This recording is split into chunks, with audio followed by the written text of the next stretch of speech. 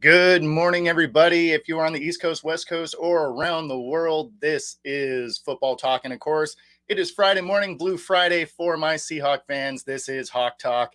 And thanks for joining us this morning, whether you're watching on Facebook, Twitter, YouTube, obviously also here on Roku. So a lot of talk about there was some things that, didn't go great in this Browns game. Obviously, they come out with the win, and that's the most important part. So buckle up, grab some coffee, and let's talk some Seahawks. So after a 17-point first quarter, that offense really just dried up. And, they really didn't do anything until that final drive inside the last minute to win the game.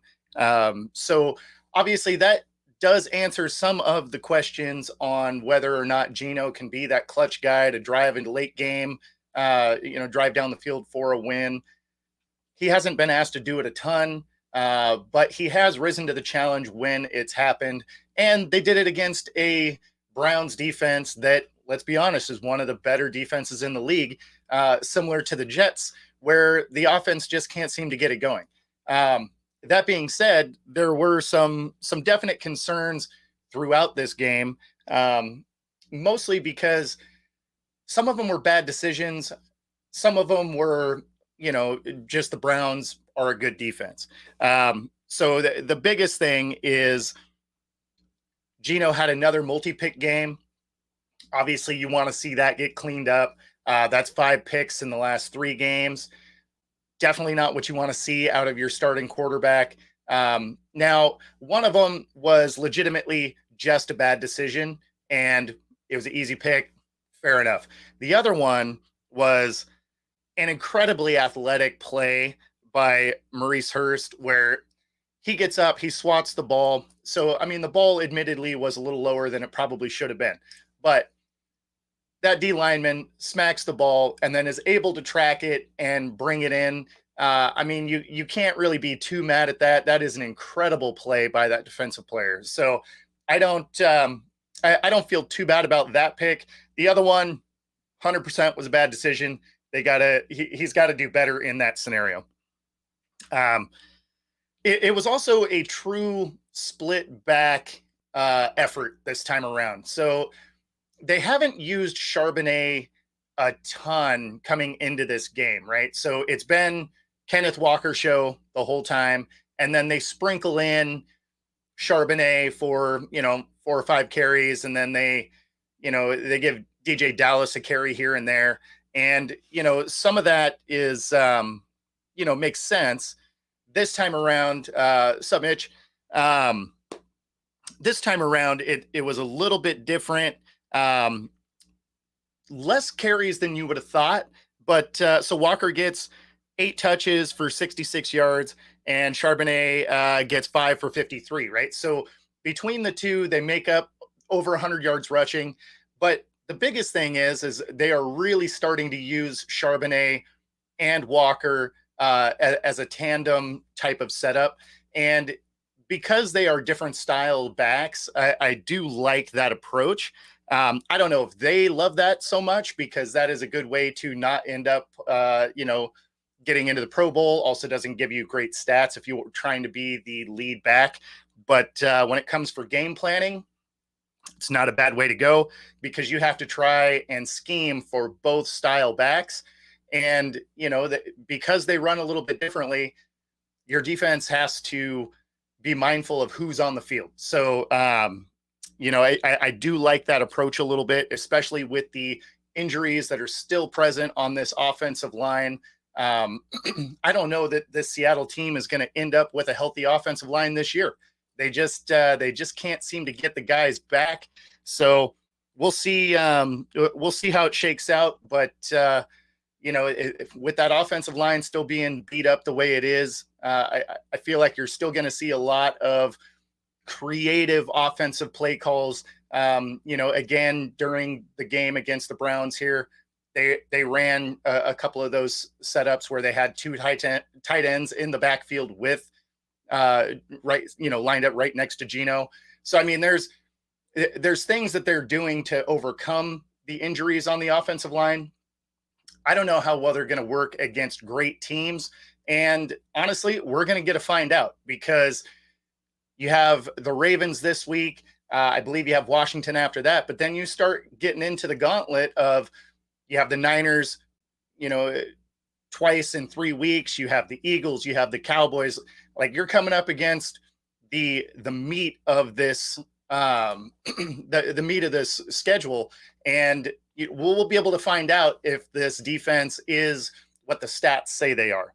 But we'll get into that a little bit later. So in this case, the defense continued to look good, holding to the Browns to just 6 of 15 on third down. So that's starting to trend the right direction. They have had a hard time getting off the field on third downs. So I like to see that. But again, these stats I feel like are probably a little bit skewed only because they're going against offenses that have been struggling. So the last few weeks, they haven't exactly played juggernauts of teams. So we're going to see if they can carry this same kind of energy into these much tougher, much tougher games coming up. Let's see, the stat lines between the two were very similar. So if you look at the stat line for the Hawks versus the Browns, they were right in line with each other all the way down. The thing that really wasn't was time of possession. And this is one that is a concern about. I mean, it makes you feel good about what the defense was able to do because time of possession wise, the Seahawks only had the ball 23 minutes, 23-20 to be exact. And then the Browns had it for 36-40. So at that point, that is a significant amount more time that defense was on the field. And for them to be able to really just kind of stifle the Browns for the most part. Again, I know Deshaun isn't in there, but honestly, PJ Walker is playing as good as Deshaun was. Deshaun has not looked great this season. Obviously, that is a bummer for me because I had him on my fantasy team, and his last outing got me a minus 0.8, cost me my game, so that was a bummer. But yeah, I mean, Deshaun just has not been living up to his contract. So PJ Walker, when you look at him out there, really isn't producing any worse than what Deshaun was. So I think pretty much what you see from that Browns team is exactly what they are. I don't know that they're really going to go anywhere this year, even if Deshaun makes it back, unless he really kind of turns his game around moving forward. The defense obviously is going to keep them in games, but who knows what Deshaun is at this point. And credit to that Browns defense. They did a really good job getting in and moving Geno off his spot. Now, also at the same time, credit to our offensive line. They only gave up 1 sack all game. So they were able to kind of manipulate our offensive line, but the offensive line were able to keep Geno upright. And so, I mean, that's encouraging. That being said, they also weren't on the field as much as the Browns. So, some of that plays a factor as well. But yeah, I mean, Geno, he was moved off his spot. He was made uncomfortable for most of the game. But, at the same time, he only got sacked 1 time. He had 1 real bad pass, right, which got intercepted. And then the other one, again, was low. It got tipped. Incredible athletic play by that D lineman. So, I mean, you can't be super mad at that. So yeah, I mean, that's more or less the recap. Obviously, the Hawks come out, they sneak the victory with a 24-20 in the last minute of the game. Super stressful game as a fan to watch, but that's football, right?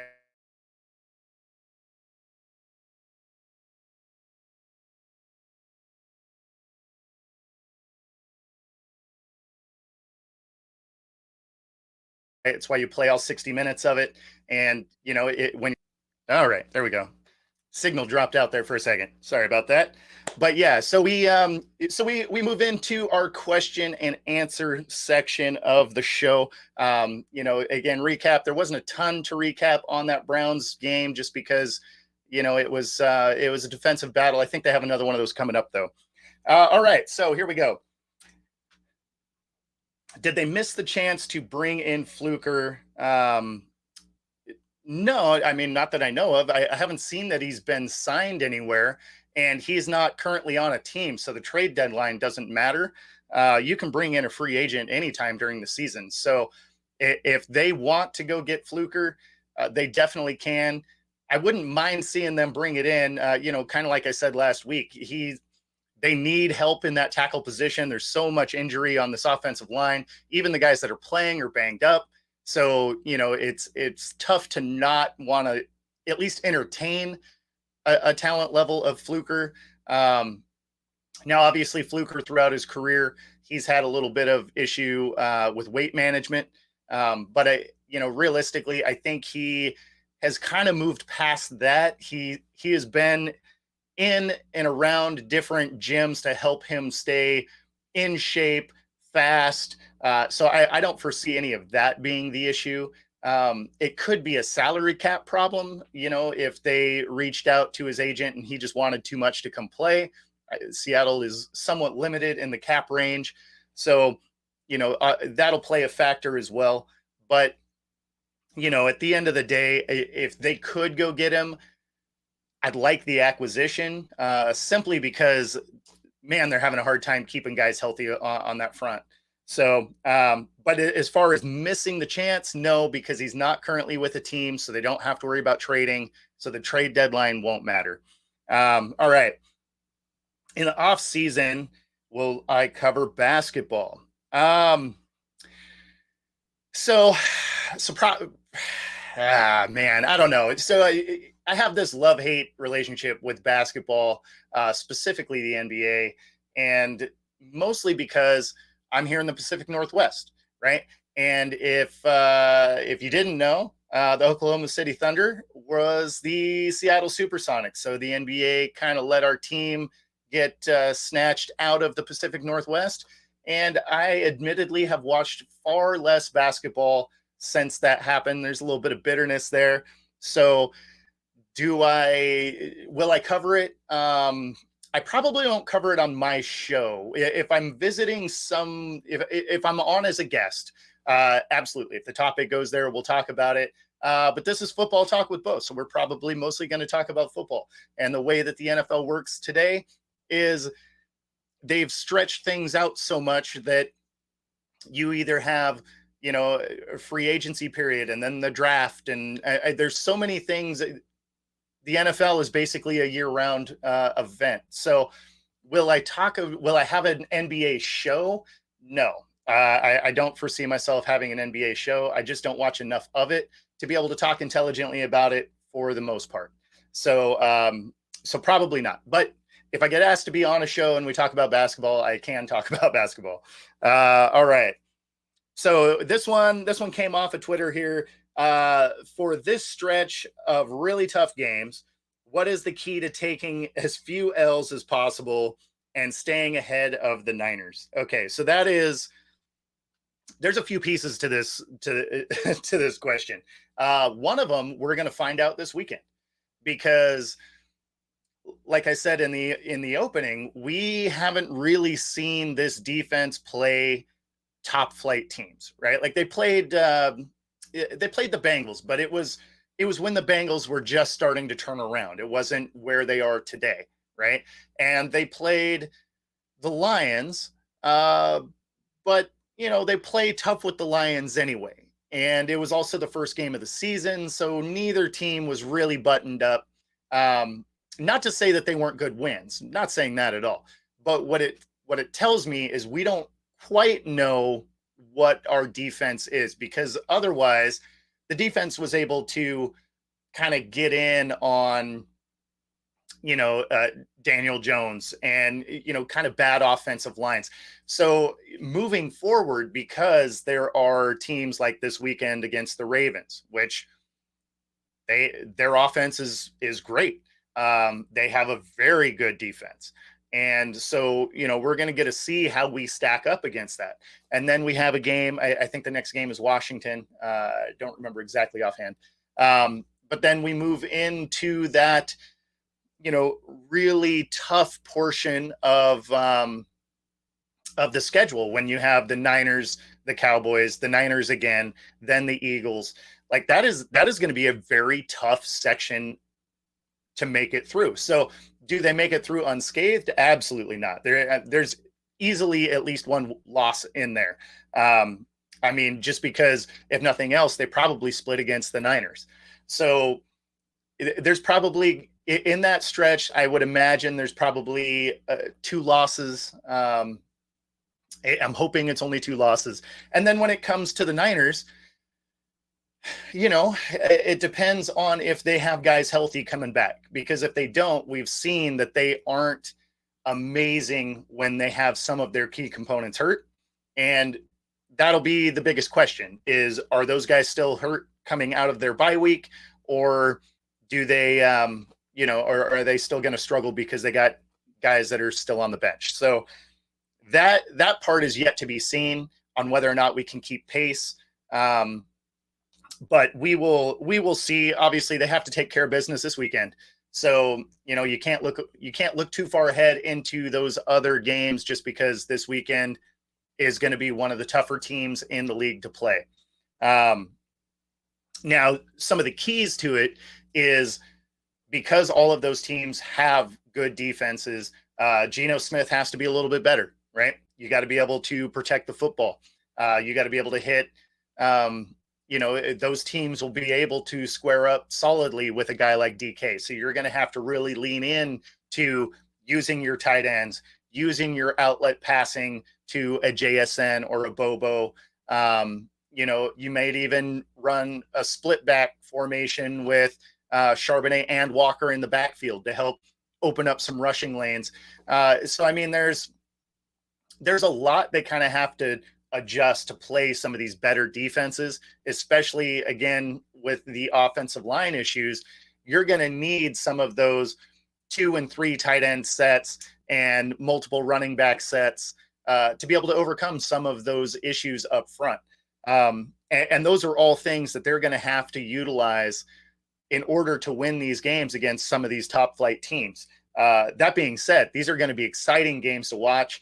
The fact that most of these are not in prime time is unfortunate, because those will be fun to watch. Those will be ones that you will not see me tweeting. I will be glued to my TV watching that happen. So yeah, so that's more or less how I feel like they have to be able to get through that. And then on the other side of the ball, we're going to need the defense to play how the stats say they are playing. And then, of course, bringing in Leonard Williams, Frank Clark coming back, all of a sudden you start seeing a real pass rush. You pair that with Jamal Adams and his ability to find his way back to the quarterback. And, of course, Devin Witherspoon, right? They will blitz with him, and he's been able to get back there and get sacks as well. So there's plenty of things that they can do right to be in these games and affect the opposing quarterback. That being said, again, you're not going to be unscathed through that gauntlet of games. That is just too many playoff / Super Bowl contender level teams to think that you're going to get through it without at least dropping a couple of those games. Okay. Am I going to do the XFL and AFL? Yeah, so the Arena Football League, pretty cool, is coming back for 2024. So that's pretty awesome. And then, of course, the XFL and the USFL are joining forces. So that is going to be a bigger league. I haven't heard yet if they're going to play more games. I would have to imagine they're going to. But the biggest thing is now that league gets bigger. Here in the Seattle area, we had an XFL team anyway in the Seattle Sea Dragons. So that was pretty cool. And the easy answer is yes. Yes, I am going to cover both of those leagues. And I'm actually in talks with the XFL to try and get my media credentials so I can be at the game for the Sea Dragons. And then on the other side, I have not been able to get a hold of the AFL. They don't have the most user-friendly website as far as trying to get in contact with anybody. So that one is a big question mark. I'll still cover it, obviously, but whether or not I can get into a game or something like that, That I don't know. Also, they haven't even announced all of their locations as far as teams. So I'm not sure if the Northwest is going to have a team yet or not. But that being said, that one's a little bit more of a question mark on whether or not I'll be able to get into a game. But I am actively pursuing being able to get my media credentials for the XFL. So we will keep you posted. My last conversation with their media department is they're not quite to a spot where they are accepting applications for media credentials yet. It sounded like they're still probably a couple months away, just because this is a spring league. This would be pretty early for that. And I imagine there's some logistics that they have to work out, considering they are merging two full-on football leagues. Not too dissimilar to what the NFL and the AFL did, to create the two divisions or two conferences. I would imagine there is some pretty intense work to try and braid these two leagues together. And it's something I thought they would do originally when it was the AAF and the XFL before, COVID derailed everything. I thought that they were going to ultimately move those two leagues together. Obviously, the AAF ends up failing. XFL goes on hold. The whole COVID thing happens. And then, so now you come back, XFL comes through, has a full season. It looks like a viable league. There's the NFL doesn't seem like they're actively trying to crush other leagues the way they used to. I think the NFL has realized that they are the marketing juggernaut and nobody can touch them currently. So they're using these lower level leagues as ways to, try out different rules, kind of a different talent feeder program instead of only having college. So the NFL looks like they're kind of embracing these leagues. And so that's encouraging, especially as somebody that's trying to cover them, because the quality of play is going to get better. That was the biggest knock, especially the first year of the XFL. Obviously, when the AAF was there, the quality of play was terrible. And so you should, as these leagues kind of solidify, see better gameplay.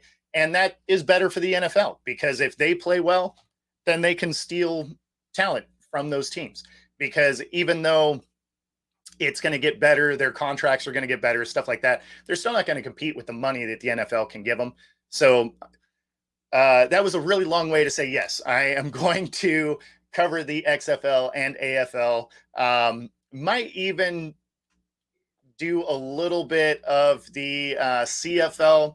We'll see. That's one of them that's a little bit harder to see all the games down here in the U.S. I don't know why that is. It's not like Canada's far away, but for whatever reason, I just always have a hard time finding when the games are on. So the CFL is a little bit harder for me to stay on top of. Okay, here we go. What do I think of the addition of Leonard Williams? Obviously, that's great, right? He's currently ranked 11th as far as pass rush. So, I mean, what's not to like about that talent level coming in? He's not necessarily the best against the run, but that's okay. It's not like he has to be the best at doing everything, right? So you pair him with Frank Clark, and again, you have Jamal Adams.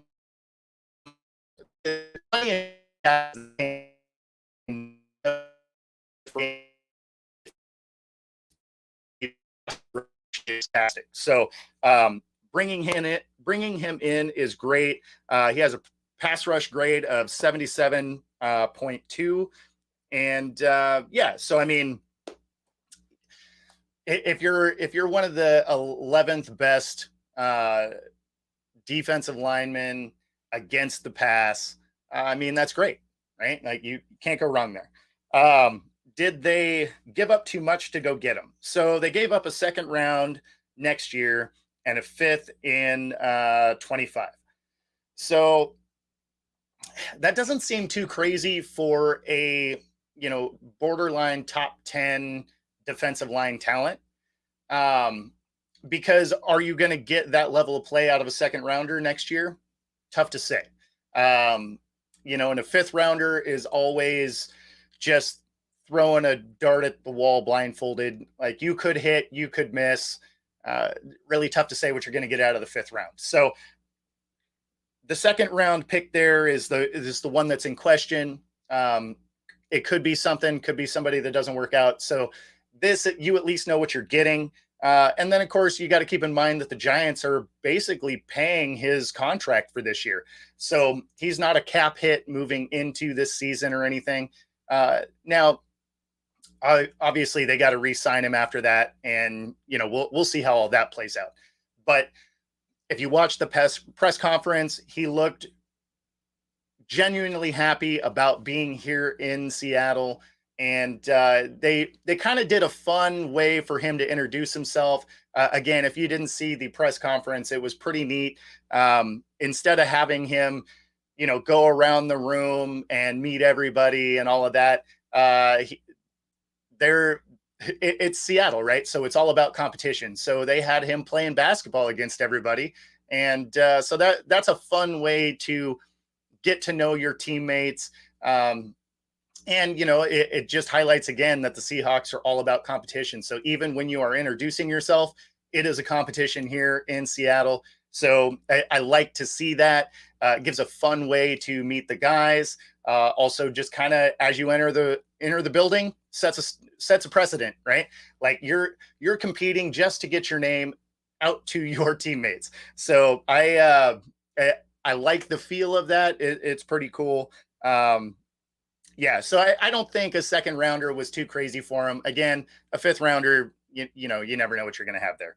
Okay, so then what do I think of JSN and Bobo? I mean, they're great, right? Like they are coming through this rookie season looking fantastic. I'm actually really surprised that Bobo didn't get drafted because he has played out of his mind every time he's touched the ball. So I really like what these guys are doing. And moving into these next games, they're going to get a lot of work because, again, you're going against way better defenses. So now it's going to be a lot harder to get the ball to DK and get it to Lockett.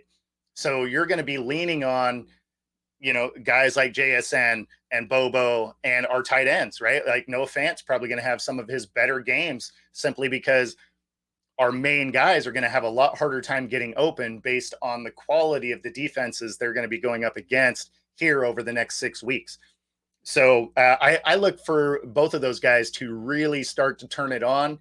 Not to say that they haven't played great so far, because they absolutely have. So it's one of those, they've played really good, and I think their numbers are going to get even better just because of the defenses are going to start to take out our 1 and 2 target. So that's kind of the way I look at that. Okay, so who gets into the Pro Bowl this year? I mean, it's a little early for Pro Bowl talk, right? Like that's the playoffs. Talk about the playoffs. So it's there's guys that I like to get in, right? You're going to have guys that are always in the conversation. You're going to have the Bobby Wagners, right? Because I think he's top 5 in tackles again this year. So I mean, he's always going to be in that conversation. But what a guy that may get overlooked is Boya Mafe, right? So through the beginning of this, the early part of the season, he has 21 tackles. He's got 5 sacks, 6 tackles for loss, 6 quarterback hits, a pass defensed, set a franchise record for 5 straight games with a sack. Has a 31% pass rush win rate, which is tied for first in the league. And then he's tied for 8th in the league in run stops. So, I mean, he's putting together a stat line that absolutely could get him a Pro Bowl nod. I mean, and honestly, if he continues at this pace, he could get all pro nods based on that. So Boye Mafe, I think, could absolutely be a Pro Bowler this year. Again, just if he continues on the path that he's on, man, it'd be hard to keep him out. And then, of course, you have Devin Witherspoon. He was October's defensive rookie of the month. And here's some numbers for you that are pretty impressive based on last season. You had Sauce Gardner win Defensive Rookie of the Year, right? So I'm making a bid not just for being into the Pro Bowl. He could potentially be in the conversation for Defensive Rookie of the Year. I don't know that he wins it. You got guys like Jalen Carter, just out there doing work. So not to say that he would win it, but he'll have a legitimate conversation about it. And so here's some of the numbers when you compare him to what Sauce Gardner did through 6 games last year. So if we go Devin Witherspoon first, he had 35 targets, 15 receptions allowed. So 42.9%, pass completion rate. Pretty solid. 149 yards allowed, has a pick, a 53.2 passer rating allowed, and 25 solo tackles. So just in its own right, solid numbers. So then when you compare it against the guy that won Defensive Rookie of the Year last year, he had 30 targets, so less targets, 13 receptions, so 43.3% completion rate, which, it's a tick higher. It's not significant, but 135 yards allowed. So a little bit less yardage, but less targets. So makes sense. Also had a pick, 54.2 passer rating allowed. So again, just a tick higher, not a huge number, and 16 solo tackles. So he's had significantly more tackles. But the biggest thing is that is who won last year. So he not only is putting together a resume where he could potentially get to the Pro Bowl, but realistically, he could be entering himself into that conversation as far as Defensive Rookie of the Year. And to have a corner from this team do that 2 years in a row, that is really amazing. And, it's not like Tariq Woolen has had a bad season. It's just being outshined by the rookie. And so to have Woolen have the season he had last year and then turn around and have Witherspoon have it this year, not only is that awesome because you have guys that are in that conversation for Defensive Rookie of the Year, but you also have young guys at the position. So now you have these, highly talented corners, and you're going to have them for, the next 4 years. So it's really encouraging when you're watching how they're building the team. A lot of these pieces are going to be around for a while because the Seahawks are really young. So yeah, that's kind of where I look at Witherspoon. And then this is a guy that probably won't get in there, but it's worth mentioning because he is a fairly impressive piece on this offensive line, and that's Evan Brown. Again, he may not get into the Pro Bowl or really get any accolades at all, but he hasn't allowed a single sack or QB hit in the last 224 snaps. And I mean, even if he doesn't get national recognition there, Gino has to love that because that means your guy up front is doing his job and he is winning battles. To not give up a quarterback hit in 224 snaps as an offensive lineman is pretty awesome. Now, again, does that get him a Pro Bowl nod? Probably not. It's one of the downsides to being in the Pacific Northwest is you have to be so much better than everybody else for national media to even take a look. It probably doesn't get him anywhere, but keeping your quarterback upright sure helps you win games. So, all right. So let's move into a little bit of our Ravens preview. There were a couple more questions, but I want to make sure that we can end on time so that if you are watching on Roku, you'll have the MLB update coming right after this. So got to end on time. And so, yeah, but keep sending your questions. I will get through as many of them as I can each week. I really appreciate them. Sometimes I kind of combine some of them because they'll be similar. So even if you don't hear your direct wording, it is still coming out to you. Sometimes I just end up with multiple questions that are maybe worded different, but are trying to get to the same place. And so I definitely do my best to get through all the questions that I can. All right. So the biggest concern against the Ravens is Lamar Jackson, right? And that's not, you know, that's not a surprise to anybody. Like nobody's going to hear that and be like, "Oh, what's that?" I mean, obviously everybody's worried about Lamar Jackson, but there is a specific reason why I'm worried about Lamar, and that is for whatever reason, as good as the Seattle defense has been in most facets of the game, what they haven't done well is stopped running quarterbacks. So right now, against a quarterback that is running the ball, they're giving up 5.1 yards a carry, which is 31st in the league, right? And when you think of how great some of the other numbers that the Seahawks have been able to do, that one is a concern because when you look at the quarterbacks they've played, they're not exactly Michael Vick out there. So now you're coming against a guy that has surpassed Michael Vick's numbers as a running quarterback. So that is a real concern to me because if you can't shut down that portion of the run, even though the Ravens really haven't done tons of designed runs for Lamar Jackson, if there was ever a week you were going to do it, this is it, right? Because statistically, and I mean, all these teams are looking at analytics way more than they ever used to. So you look at the analytics, I mean, he can run on this defense.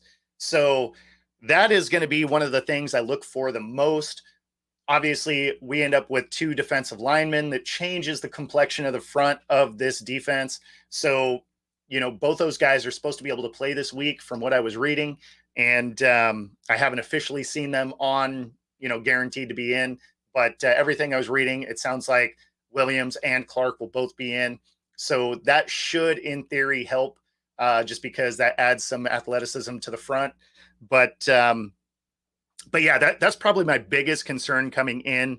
If Lamar can beat you with his arm, and he definitely can. I mean, he's a talented quarterback. Some of the stigma that he has around him doesn't make any sense. He is a very talented quarterback. But I would dare him to throw into this secondary more than I want him to run. So if they can keep him in the pocket, make him get the ball out quick, that's going to be the biggest thing I'm looking for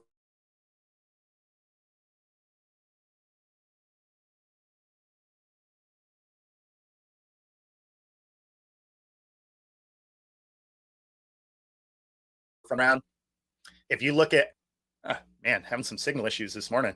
So yeah, that's my biggest concern is that right there is just they got to bottle up Lamar. Otherwise, this game can get out of hand. If they can keep him in there, this is going to be a dogfight the whole way. And this is why should be quite the battle. So since week 4, now if you look at the first 3 weeks, Seattle's defense wasn't great, right? Like it was starting slow the way it has over the last few years, and this defense has started to come on, similar like it has the last couple of years. Is started slow. Basically it's like the Bengals offense, right? Like they just don't do anything for the first 3 weeks, and then they start figuring out how to play football again. So this is where this game is going to be a lot of fun to watch, especially if you, like me, defensive player. I love good defense. So if this game goes down the way that these stats say they should go down, then man, I'm excited for this game. It should be low scoring. It's going to remind you of some older, it's going to remind you of like old NFL games where it's going to be a 13-10 or 17-13, even if it's high scoring for that era, it's going to be like 20-17. Like it's not going to be some track meet to see who can touch the ball last and win the game. So if you look at points per game, right, over the last 4 weeks, the Seahawks are giving up 12.5, which is first in the league, right? The Ravens are giving up 13.2, which is second in the league. So then you go to yards per play, right? The Hawks are giving up 4.1, which is first in the league. The Ravens are giving up 4.2, which is second. Then you go to yards per game, right? The Hawks are giving up 274, which is second.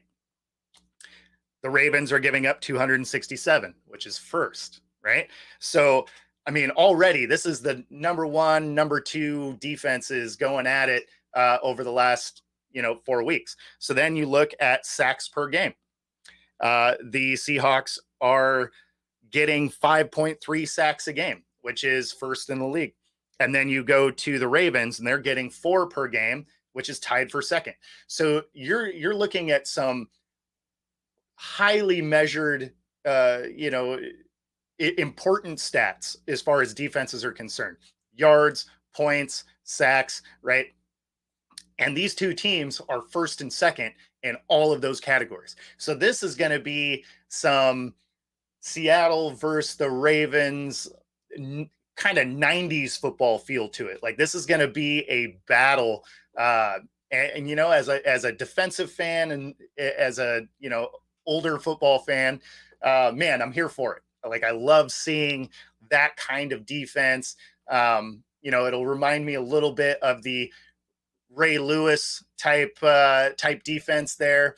And then, of course, if the secondary can do what it's supposed to do, and our new pieces up front can get home, all of a sudden it does have some of that Legion of Boom feel to it. Obviously, they're not that team, but I mean, I like that both of these teams are aggressive on defense. They come to hit. They tackle smart. Like, they play the game how you want it to be played.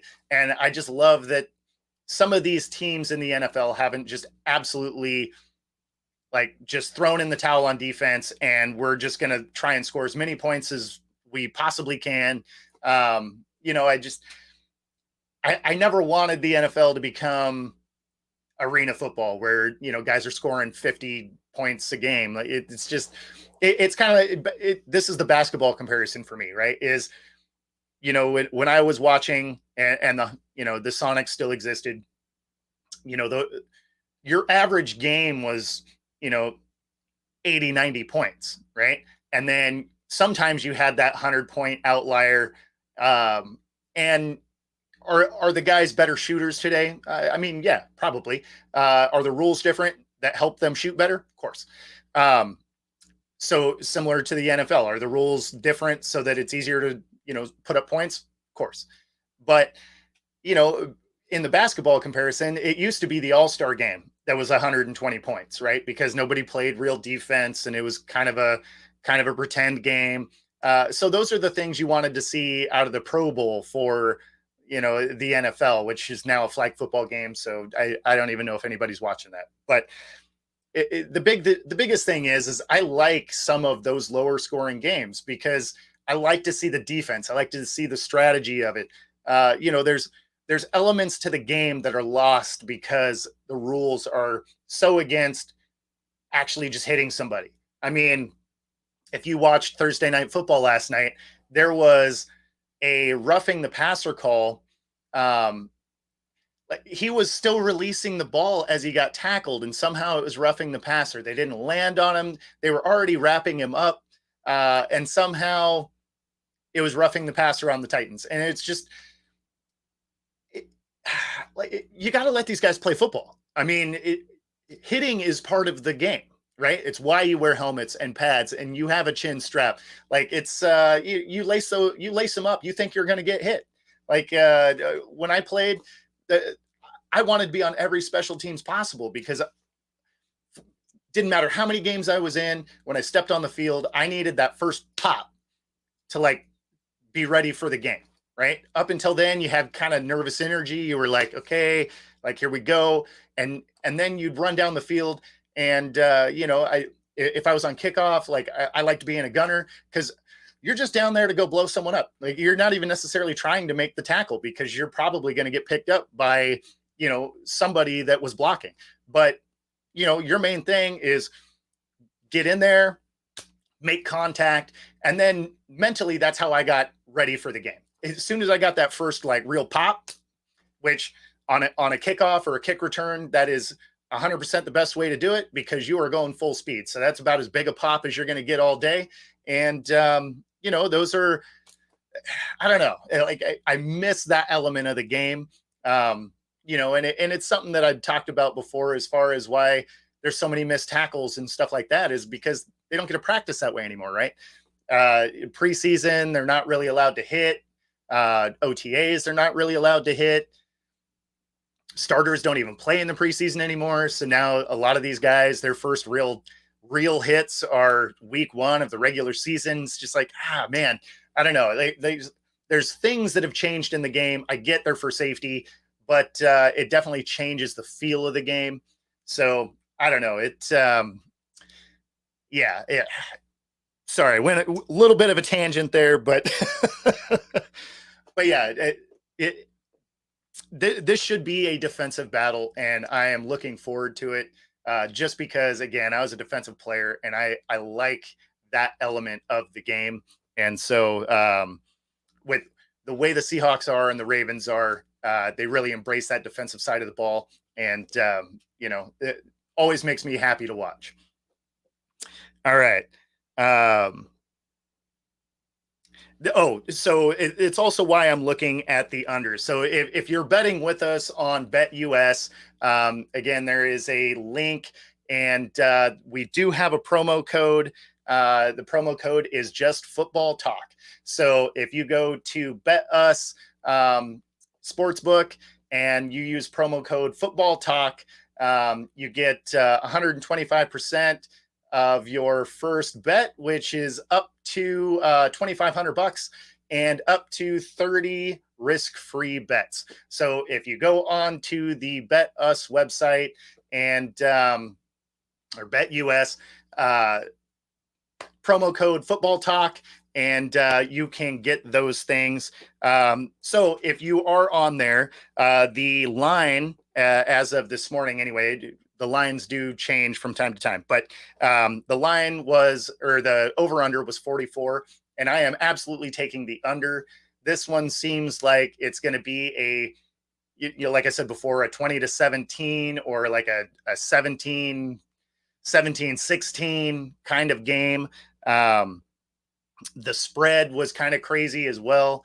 The Ravens are favored by 6. I think Seattle covers even if they don't win outright. So this is a game that, with as much defense as going to be played, feels like one where you take the under, you take Seattle to cover. This one should be a tight grind through the whole game. So yeah, if you go there again, promo code Football Talk. All right. So the Ravens favored by 6. But the thing that is encouraging if you're a Seahawks fan coming through this is if you're watching any of the sports shows, they're almost all taking the Ravens here. So this is when Seattle plays their best football overall, is when they are the underdog. And so when they are the absolute underdog on points, right? -6 or +6, I should say. So if they're the underdog there, everyone's betting against them.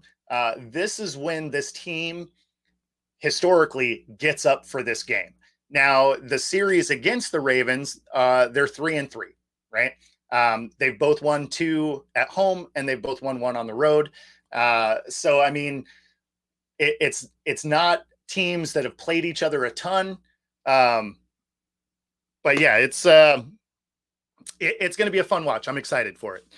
All right. So then, other than that, we have, again, if you are watching here on Roku, make sure to stay tuned for the MLB update that is coming up next.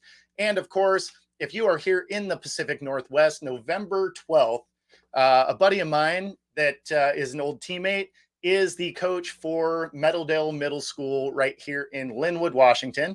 And if you are there on the 12th from 9 a.m. to 12, be sure to help them with their goodwill drive. Bring lightly used items, help their football team out, and obviously you are helping out people around the Northwest. So definitely take the time on November 12th here in Linwood at Meadowdale Middle School to help them with their goodwill drive. Really appreciate it. If you happen to see Anthony there, be sure to say hi to him and tell him Bo sent you. Other than that, we will let you get back to your Friday. Thanks for tuning in. Again, if you are watching on YouTube, be sure to like and subscribe. Obviously, make sure you say hi in the comments. If you happen to be watching on Twitter, Facebook, YouTube, always like saying hi to everybody. And if you're on YouTube or on Roku, be sure to stay tuned for your next show, which is the MLB update. Other than that, enjoy your weekend. Have some, hope you enjoy your games.